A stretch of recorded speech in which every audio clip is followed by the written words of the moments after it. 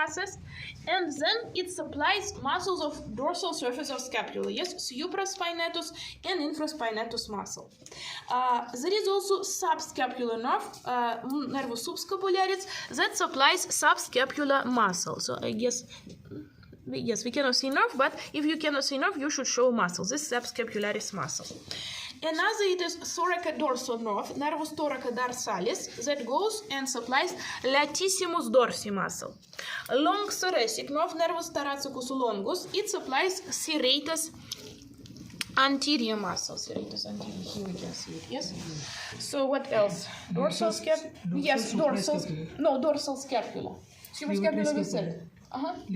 Yes, dorsal scapula just. It goes along, yes, levator scapular muscle, supplies this muscle, and also rhomboid major and rhomboid minor muscle. Yes, this. It will also supply the rhomboid major and rhomboid minor. Yes. So dorsal scapula, dorsal long thoracic. And the largest of short branches, it is axillary nerve, nervus axillaris. Here it is. It is short branch, but it arises from infraclavicular part from posterior cord. Axillary nerve, it arises from posterior cord and goes to posterior surface of the upper arm through quadrangular space or quadrilateral foramen. How it is formed, you should revise also for the next lesson. And here it supplies deltoid muscle, and also it supplies teres major muscle, yes, and it gives branches to shoulder joint, and it gives cutaneous sensory branch, superolateral cutaneous nerve of the upper arm to supply skin of the superolateral surface of the upper arm. So this is axillary nerve. There are two more short branches which arise from infraclavicular part. They are lateral and medial pectoral nerves. Here we cannot see it, but they arise from lateral and medial cords correspondingly, and they supply pectoralis major, yes, and pectoralis minor muscle. Lateral and medial pectoral nerves. Yes, it is pectoralis minor. Then, what else? Yes, what I forgot to tell you, that boundary between supraclavicular and infraclavicular parts of brachial plexus, it is superior axillary aperture. How it is formed, you also have to revise. Now long branches. Good morning. Can we see? Yes, please. Now long branches. Hello, I'm fine, as you see. By God's grace. Okay, what did I want to say? Long branches. Long branches, all of them arise from infraclavicular part of brachial plexus, and when we describe them, we should describe them according to the cords. So first, branches of lateral cord. Branch that arises only from lateral cord, it is musculocutaneous nerve. Nervus musculocuttaneus. It arises and it pierces coracobrachialis muscle, and it supplies muscles, all the muscles of anterior group of the upper arm. What are they? You will have also to revise. And this nerve is named musculocutaneous because in the upper arm it supplies muscles, and in the forearm it supplies skin. So continuation of musculocutaneous nerve in the forearm is named lateral cutaneous nerve of the forearm, nervus cutaneus antebrachiolaterales, and it supplies skin of lateral surface of the forearm. The other nerve that is formed by both lateral and medial cords, it's very easy to find because it's the only nerve that arises from both medial and lateral cords. It is median nerve, nervus medianus. Yes, median nerve. So it goes here on the anterior surface of the upper arm. Here in the upper arm, it doesn't give any branches. Then it goes to anterior surface of the forearm, passes through cubital fossa. How cubital fossa is formed, you also have to revise. And then it continues to anterior surface of the forearm. Here in anterior surface of the forearm, yes, this is. It goes between musculus flexor digitorum superficialis and profundus. And it supplies all the muscles of anterior group of the forearm except 2.5 muscles. So, brachial... 5 minutes, please. Pause the flexor carpi annualis. Yes, so brachioradialis muscle, that is a, yes, it is supplied by radial nerve. And 1.5 muscles, what's going on, are supplied by ulnar nerve. Flexor carpi ulnaris, yes, and medial half of flexor digitorum profundus. All the rest muscles are supplied by median nerve. one of the branches of median nerve, it is anterior interosseous nerve of the forearm. Here it is. So the main trunk of median nerve, it supplies superficial muscles, and this anterior interosseous nerve, it supplies deep muscles of the forearm, anterior groups. Then median nerve continues to the hand. It passes through carpal canal or carpal tunnel, and here in the hand it supplies muscles of thinner muscles. And what are they? You will also have to revise. And first and second lumbrical muscles. And then it also gives cutaneous branches. It supplies skin of 3.5. Yes, we decided. 3.5 palmar surface of 3.5 fingers. So completely thumb, index finger, middle finger, and lateral surface of ring finger. It's supplied by median nerve. It also supplies on the dorsal surface 3.5 also distal phalanges on the dorsal surface. 3.5. Okay, that is median nerve. Every dorsal phalanges are supplied by only median nerve. No, not every. In the atlas it is. I think it's 3.5 also. Maybe. Okay, let's check after that. Okay, medial cord. Medial cord gives half of fibers for formation of median nerve, and then ulnar nerve, and also ulnar nerve, nervus ulnaris. So this ulnar nerve also passes here in the upper arm without giving any branches, so it doesn't supply anything in the upper arm, just it passes in medial bicipital groove, and then it goes behind medial epicondyle in the ulnar groove, and continues to the forearm. In the forearm, it lies between musculus flexor carpi ulnaris, yes, this one, and musculus flexor digitorum profundus, and it gives branches to these two muscles, the whole flexor carpi ulnaris and medial half of flexor digitorum profundus. Then it continues to the hand. It passes its special canal, Guyon's canal. It is splitting of superficial fascia in this region, Guyon's canal. And then here in the hand, it supplies thinner muscles and third and fourth lumbrical muscles. And also it supplies skin of 1.5 palmar surface of fingers and 2.5 dorsal surface of fingers. What else did I want to tell you? Yes. So look, because medial half of flexor digitorum profundus muscle is supplied by ulnar nerve, and lateral half is supplied by median, and the whole flexor digitorum superficialis muscle is supplied by median nerve. In case of injury of median nerve, if we ask a patient to flex the hand into the fist, he will manage to flex only this, 4th and 5th fingers. Yes, these 3 fingers he will not be able to flex because medial half, lateral half of both flexor digitorum profundus and flexor digitorum superficialis muscle, they are supplied by median nerve. And so such a symptom is named prophet's hand. Prophet's hand. So doctor, what is paralysis? Like muscle. So this is paralysis, no? Yes, this is lateral half of flexor digitorum superficialis and profundus. They are paralyzed. They do not work. So he cannot flex these 3 fingers into the fist. Only this, like that.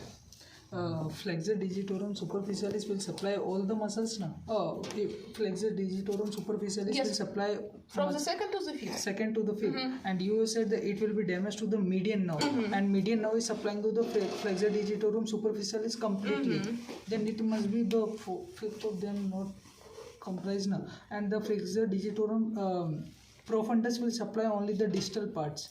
Then no. It must, yes. Flexor digitorum profundus muscle, yes, it is attached to distal phalanges, yes, and flexor digitorum superficialis is attached to middle phalanges. And look, the whole medial half is supplied here by ulna, and lateral half by median. It's fourth profundus. For superficial, both are supplied by median. So superficial flexor digitorum muscle doesn't work at all. Yes, deep flexor digitorum only medial half works. So this we can flex, and this we cannot flex. I think we can only flex this one, not this one, because they are the only part of a superficialis. Look, but yes, we will flex this one. But when you try, like movement in joints is passive. Okay. When you try, like by means of deep flexor digitorum, but look, okay, let's see. Look, this deep flexor digitorum muscle, yes, this is superficial. We are not contracting superficial. But when we try to contract No, His but, hand is already contracted. no, yes, but when we try, don't touch it. Look, everything will get flexed because movement in joints is passive. Just we are trying to approach this to this. So Okay. in these joints also it will be flexion. Now I understand. Thank you. Okay, that was all the nerve, yes? Okay, yes, and from medial cord, two more long branches arise and they supply skin. They are cutaneous branches. It is medial cutaneous nerve of the upper arm and medial cutaneous nerve of the forearm. Nervus cutaneus brachiomedialis and nervus cutaneus antebrachiomedialis. So correspondingly, these two nerves supply upper arm and forearm. Here we can see something. I guess it is nervus cutaneus antebrachii. Antebrachial will be here now. Yes. So four.